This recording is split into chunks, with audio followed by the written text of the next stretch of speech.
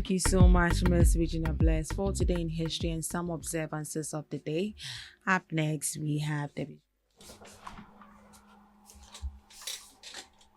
Welcome to Debbie's Grill, where we talk about issues that concern the state, void of politics, fear of favor. Unemployment has emerged as the single most significant issue facing Ghana today, with nearly half of respondents, 46%, identifying joblessness as the country's biggest challenge, according to a new survey by the Institute of Economic Affairs. The nationwide opinion poll conducted in December 2025 and capturing the views of over 1,000 Ghanaians across all regions revealed that concerns about job creation far outweigh other national issues. Illegal mining, commonly known as galamsey, ranked second, with 30% of respondents citing it as the most pressing problem facing the nation. The prominence of galamsey in the survey highlights growing public anxiety over environmental damage, water pollution, and the long-term sustainability of Ghana's natural resources. 46 and 30% of respondents indicated that unemployment and illegal mining respectively top the list of the most important issues facing the country today. Corruption, which has dominated public discourse in recent years, was mentioned by only 9% of respondents as the most significant issue. The general economy was cited by 8%, while housing and transportation received minimal mentions at 2.6% and 1.5% respectively. The findings suggest that while macroeconomic conditions and governance concerns remain important to many Ghanaians, they appear secondary to immediate challenges of finding work and protecting the environment. IEA noted that policy efforts aimed at job creation and the regulation of illegal mining activities are likely to resonate strongly with the public, particularly if they produce visible and measurable results. The survey, conducted 1 year after President Mahama assumed office on January 7th, the Research Institute emphasized that how these issues are addressed will likely influence public views on governance and leadership in the future. So this is from Institute of Economic Affairs, and they did a survey, okay, and the results show that unemployment topped the list. Second was galamsey issue. The third has to do with housing and transportation. Now, unemployment, unemployment is a very, very big and vast issue, okay? I mean, you hear a lot of people telling you that, oh, there are jobs here, there are jobs there, and then still, I mean, there are people who are not employed. It should tell you that there is a lot of work to do. Well, there is this kind of speculation of jobs being available for people to employ. But how true is it? Because even before you get to the office, the job has already been taken by someone unknown. The job has been given to someone, protocol, before you even get to the office. The country we find ourselves has gotten to a stage where people get employed even before they complete school. Yes, people get employed before they complete school. So after you are done with school, writing application letters, sending your CV from one office to another, that same office you're applying to has already employed people. Even when they were in level 100, they were already employed.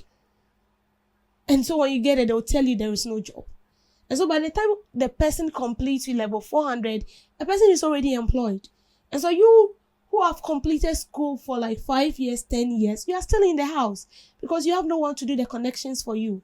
You have no one to, hold your hand, to pay money and do all those stuffs. So you become stagnant. You walk from one office to another, and the things they tell you or the statement they read to you is still the same.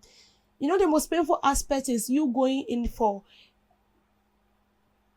an interview to get employed, and after that they tell you the same thing. We are sorry.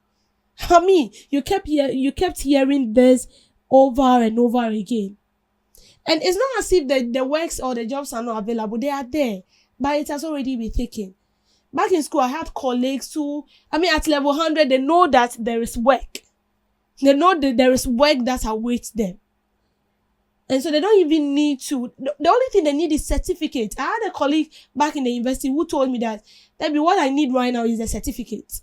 Whether I get second class, lower, third class, what I need is just the certificate because the job is already there. And you see, such a person will not struggle because the job is there. And that same, company, someone, 20 or maybe 1,000 people will be trooping in, day out. And they'll keep telling them the same thing. We are sorry, we are sorry, we are sorry. Sorry because the job has already been taken. Or the person is not yet ready. But it's like the job is waiting for the person. And you, the one who are ready, because you don't have the money and because you don't have the connections, you keep stagnant at one place. And that is the main reason why we see a lot of youth, pushing themselves into illegal acts because they want to get money. All the youth who are into armed robberies and all that, if you have time to interview these people, have time to talk to them, you will get to know that most of them, they are not doing that because they want to. But it's because of the situation they find themselves. They have the certificate.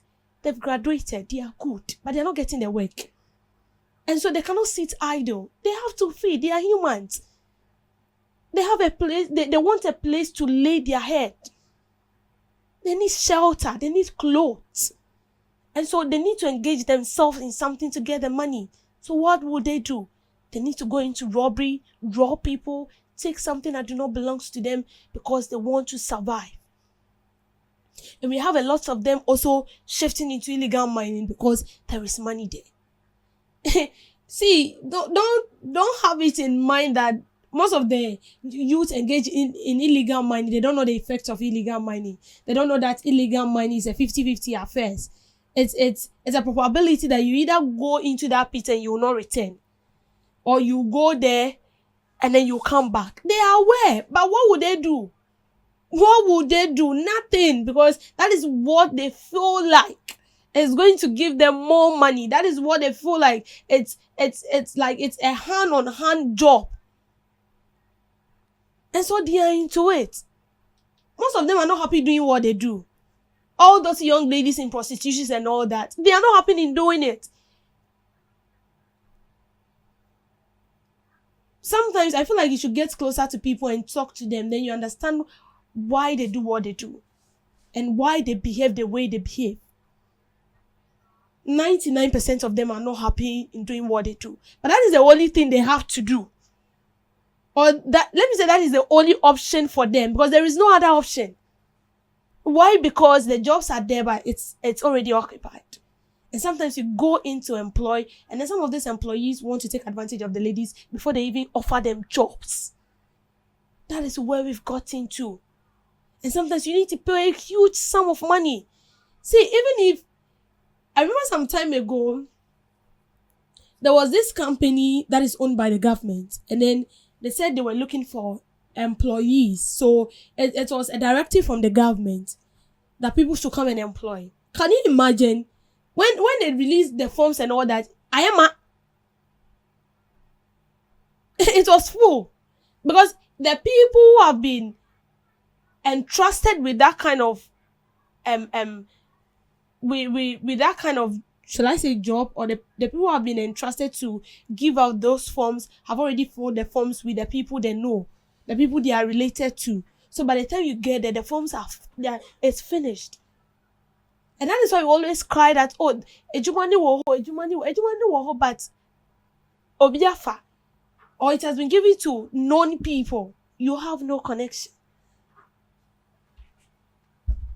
So when you talk about unemployment, it's a lot. Now, I don't really understand why we even have regions. Why should we have regions when the regions are not even developed? We used to have 10 regions. And then they said no. They wanted to add 6 more regions. Now, the idea of creating more regions, for me, is because you want to develop this part. But But they've created a region and nothing is going on. So what is the essence? And you have people from the Volta region, from the northern region, from the OT region, from the eastern region, everybody's coming to Accra. Why? Because Accra is developed. Why? Because they feel like this is where they can seek for greener pastures. They see Accra as heaven on earth. They see this place as a place where they will get work to do. Imagine every region is developed just like Accra. I mean, no one will come here. No. Because whatever I'm coming here for, I have it in my region. And when this is done, I mean, it minimizes the pressure and the tension on Accra. And when it's happening like that, everyone is employed. Every region is employed. If you go to some region, unemployment is very high. Very, very high. Why? Because the place is not developed. And sometimes you just need to register something. You have to take vehicle all the way from the northern region to Accra. You want to get visa, you have to take vehicle from the northern region, from the Volta region to Accra. But when we have this companies also having their branches in other regions as well, it will help us. It will help us. And as I said, if all the regions was well developed like the way Accra is developed, if Volta region is well developed like the way Accra is developed, if the northern, the Savannah region, the OT region, all these regions are well developed like the way Accra is developed, we will not struggle with employment. We will not. It is even the jobs that will be begging us to come. The companies will be begging us to employ us. Because a book. But right now, it's not like that. It has become so clustered. It has become choked. Everybody wants to come here. And when we are talking about schools, if you're talking about the big schools, they're in Accra. Aside KNUST, where I'll say it's in Kumasi and other universities, all the big schools are in Accra. Legon is in Accra. UCC is in Accra. APSA is in Accra. All those big schools they are in Accra. So they want to know if you walk Accra, Hanobesaba. But imagine, well, for UCC, they have their branch in a lot of region. Although they don't have the infrastructures and all that, but sometimes they use schools and then they send their lecturers sometimes on Zoom, so you can be in any other region and still apply, learn there. When it's time for graduation, you come to UCC campus and then you graduate. So for UCC, I know that for them. So imagine all the schools have their branches in all the regions. Nobody is going to struggle. The more that the companies have their branches in other regions, the more they employ more hands. Because the work cannot be left on one person. The load will be too much. So the more the jobs are coming, the more the companies are expanding, the more they are taking in new people, the more they are employing new people. But when it happens at everything here, that is why we are seeing what we are seeing. I remember some time ago, someone said, Accra is choked. You should send it to other places as well. Accra is choked, and that is the fact. So with employment issue, it's very serious. So it's very, very serious. You see, Galamsey, before we can stop Galamsey, it entails a lot. Because the people tell you there is no work. Village one or more, they'll tell you there is no work. So what can we do? The fact that we have some youth who are very lazy and they don't want to work, and that one is their business. But we have people who are eager to work. I have seniors who complete way back to 2018. They are still in the house. They are not employed. And most of them has resulted in doing, petty jobs just to earn a living. It's sad. And sometimes it's kind of mockery. Because you've gone to school, you've graduated. So what shows? What did you feel? So please, with unemployment, it's something that we need to look into with aggressiveness. Thank you for making time with me.